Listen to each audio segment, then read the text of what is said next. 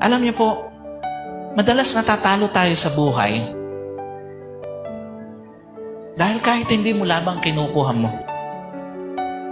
Baka merong labang ka sa buhay. Ang gusto ng Panginoon, anak, ibigay mo na sa akin yung laban na yan, pero ayaw mo pang ibigay sa Panginoon. Maraming mga pagkakataon, hindi na sa atin yung laban, kinukuha pa natin. Sa kamay na ng Diyos yung laban, ayaw mo pang ibigay sa Panginoon.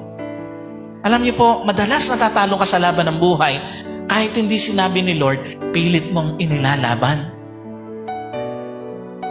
Naitanong mo ba minsan sa Panginoon, bago ka lumaban, sumabak sa laban, Lord, gusto mo ba talaga ditong laban na ito para sa akin? Baka mamaya, hindi naman sinasabi ng Diyos, yung laban na yon, pinupuntahan mo. Baka naman hindi sinasabi ng Panginoon sa iyo, na anak, sige lang, pero pinipilit mo. Alam niyo po, madalas natatalo ka sa laban ng buhay dahil sa laban na ni Lord, kinukuha mo pa sa kamay ng Panginoon. Alam niyo po, wala namang masama na ilaban ng isang laban sa buhay. Kasama mo si Lord sa laban na yon.